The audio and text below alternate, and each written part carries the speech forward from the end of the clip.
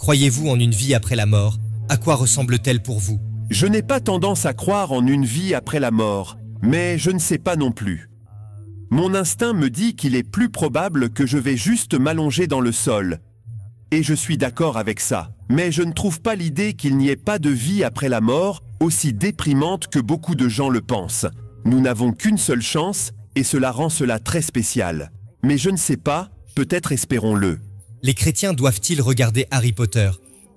Mais avant de vous choquer avec ma réponse, laissez-moi d'abord vous lire un commentaire que Daniel Radcliffe, alias Harry Potter, a fait à propos de Dieu. Je ne m'attends pas à ce qu'il y ait un Dieu et une vie après la mort. Je serais agréablement surpris si c'était le cas. Daniel, puis-je avoir l'audace de te poser cette question? Que penserais-tu de moi si je te disais « Harry Potter est un livre épouvantable » ? Eh bien, étant anglais comme moi, tu me répondras probablement poliment « C'est très bien, Joe. Tu as le droit d'avoir ton opinion. » Mais si je disais « Harry Potter est un livre terrible. C'est le pire livre du monde. Mais je ne l'ai jamais lu. Que penserais-tu de moi? Eh bien, tu me dirais « Lis-le d'abord, Joe, et ensuite tu jugeras. » Et je veux juste dire à tout homme, à toute femme qui a rejeté la Bible, qui a dit que la Bible est un tas d'absurdités. Pourquoi ne pas la lire d'abord avant de porter un jugement aussi tranché? Et Daniel, si jamais tu trouves cette vidéo, j'aimerais te dire une chose, qui ne sera pas agréable à entendre, mais c'est la suivante. Je sais que dans le passé, tu t'es décrit comme un athée militant. Mais le commentaire que tu viens de faire, que tu serais agréablement surpris et que tu espères qu'il y a une vie après la mort, me montre que tu ne sais pas ce que tu rejettes. Car si tu avais lu la Bible, tu saurais que d'un bout à l'autre, elle enseigne un message très simple. Tous ceux qui font confiance au Seigneur Jésus-Christ ont une merveilleuse promesse de paradis, une merveilleuse éternité devant eux, dans l'au-delà. Mais tous ceux qui ont dit « Je ne veux rien avoir à faire avec toi, Dieu », et qui rejettent le Sauveur, seront horrifiés. Parce qu'ils se retrouveront piégés en enfer pour toujours. Cela ne me fait pas plaisir de le dire, crois-moi. Mais tu ne seras pas agréablement surpris si Dieu est réel. Tu seras terrifié, tu seras horrifié lorsque Dieu prononcera ces mots. « Retire-toi de moi, car je ne t'ai jamais connu. » Dans un instant, je vais vous dire si j'ai lu les livres d'Harry Potter. Mais d'abord, avez-vous entendu ceci? Le 1er janvier 2022, une grande fête fut organisée. Il s'agissait de célébrer le 20e anniversaire de Harry Potter. Tous les acteurs, tous les membres de Harry Potter se sont réunis et ont célébré Harry Potter. Mais il y a une personne qui ne fut pas invitée.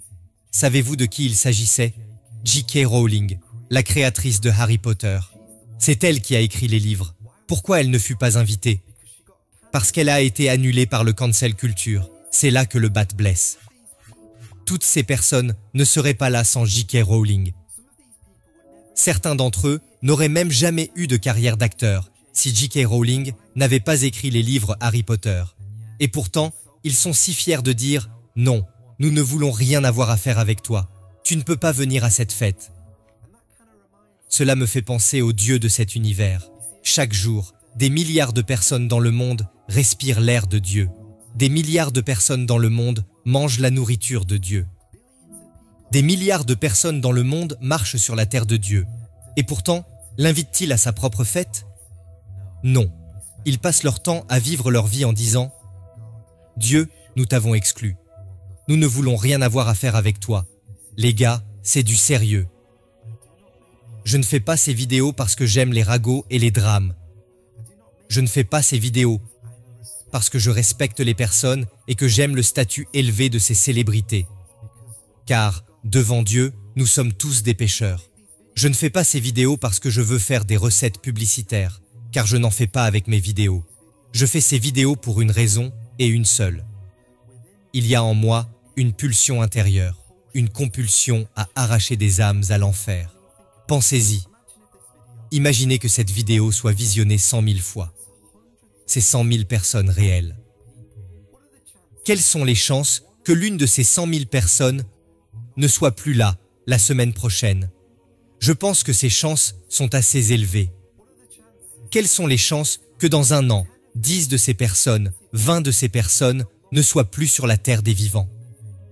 Là encore, Je pense que ces chances sont très élevées.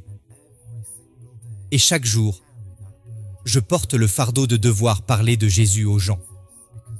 Parce qu'un jour, lorsque la mort les dépouillera de tout ce qu'ils ont eu, ils se tiendront à nu devant le Dieu vivant. Ils auront besoin d'une réponse lorsque Dieu leur parlera. Pourquoi devrais-je te laisser entrer dans mon paradis? Parce que j'ai vécu ma vie moi-même. J'ai été une bonne personne. J'ai fait de mon mieux pour faire de bonnes œuvres dans cette vie. Dieu dira à nouveau, « Retirez-vous de moi, je ne vous ai jamais connu, vous qui commettez l'iniquité. » Mais à chaque personne qui dira, « Il n'y a pas de bonté en moi. » La seule raison pour laquelle tu devrais me laisser entrer dans ton paradis, c'est parce que Jésus-Christ, ton Fils, est mort sur une croix pour moi. Et je l'ai reçu comme mon Seigneur et mon Sauveur. C'est la seule façon pour moi d'entrer dans ton paradis. Eh bien, Dieu vous sourira et vous dira, « C'est bien, bon et fidèle serviteur. » Je me demande si vous comprenez vraiment que vous brûlerez en enfer pour l'éternité si vous rejetez le Seigneur Jésus-Christ.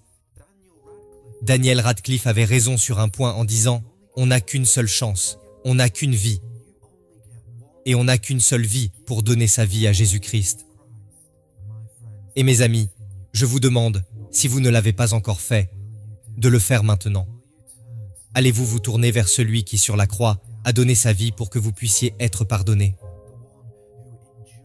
Celui qui a enduré les horreurs, le tourment, l'agonie de la croix pour votre péché, pour votre blasphème, pour toutes les choses grossières que vous avez regardées, pour tous vos mensonges, pour toute votre haine, pour tout le mal que vous avez causé dans ce monde. Tout ce péché a été, si vous voulez, mis en boule et incorporé au Seigneur Jésus-Christ. Et là, sur la croix, Dieu a puni Jésus-Christ. Il a meurtri le Seigneur. Il l'a écrasé pour que vous puissiez être pardonnés. Croyez au Seigneur Jésus-Christ. Celui qui est mort, il a donné sa vie. Mais le troisième jour, il l'a reprise. Il est ressuscité des morts, montrant à tous les hommes et à toutes les femmes du monde entier qu'il était vraiment Dieu venu en chair. Il a fait l'impossible et s'est ramené lui-même à la vie. C'est à lui qu'il faut donner sa vie. C'est à lui qu'il faut faire confiance. C'est cet homme qui vous arrachera aux flammes de l'enfer et vous donnera la vie éternelle. Et vous amènera dans la gloire, dans la présence du Seigneur pour l'éternité. Je sais que vous avez, peut-être, 1 million de distractions dans votre esprit en ce moment. Je sais que vous êtes peut-être très occupé, mais je vous en supplie, si en ce moment même, vous pouvez entendre le Seigneur Jésus-Christ vous chuchoter à l'oreille, je ne veux pas dire audiblement, mais dans votre esprit, il vous presse, viens à moi. Je vous en supplie, répondez à son appel, car c'est peut-être votre toute dernière chance de croire, de vous repentir et de venir à Christ. C'est peut-être la seule occasion qui vous est donnée. Et je veux que vous la saisissiez maintenant à 2 mains. Vous n'avez pas besoin d'être élégant, vous n'avez pas besoin d'avoir une formule magique à prononcer. Il vous suffit de crier et de dire « Seigneur, aie pitié de moi, sauve le pécheur que je suis ». Mais si vous êtes chrétien, vous voulez savoir s'il est acceptable pour les chrétiens de lire les livres de Harry Potter et de regarder les films. Est-ce que c'est acceptable pour les chrétiens? Eh bien, mon opinion est la suivante, et sachez que je ne suis pas l'autorité en matière de choses chrétiennes. Je ne suis qu'un citoyen lambda. Mais personnellement, je dirais aux chrétiens de s'éloigner le plus possible de Harry Potter. Et pas seulement aux chrétiens, tout le monde. Supposons que je vous dise que j'ai lu un livre. Vous ne savez pas de quel livre il s'agit. Et je vous décris l'une des scènes. La scène se déroule dans un cimetière, et il y a un grand chaudron. Et un homme ramasse un petit corps ratatiné et laid, et le laisse tomber dans le chaudron. L'homme s'approche alors avec un couteau, le coupe, met un peu de sang dans le chaudron, et le remue. Il prend ensuite son propre poignet, sa propre main, qu'il coupe, et qu'il jette dans le chaudron. Il prononce ensuite quelques formules magiques. Et soudain, une silhouette sombre, vêtue d'une cape, sort du chaudron et renaît. C'est ce qu'ils appellent la renaissance du Seigneur des Ténèbres. Si vous saviez que je lisais ce livre, vous me diriez « Joe, ça a l'air maléfique, ça a l'air sombre ». Je ne recommanderais vraiment pas aux enfants de lire ce livre. Et pourtant, c'est ce qui se passe dans la coupe de feu, lorsque Voldemort renaît. C'est sombre, mes amis. Et je vous préviens, si vos enfants regardent ces films, si vos enfants lisent ces choses, réfléchissez-y à 2 fois. Parce que la Bible dit que nous n'avons rien à voir avec la sorcellerie. Voilà, c'est fait. Mais peut-être, juste peut-être, vous regardez cette vidéo et vous me dites « Joe, j'aime beaucoup cette vidéo.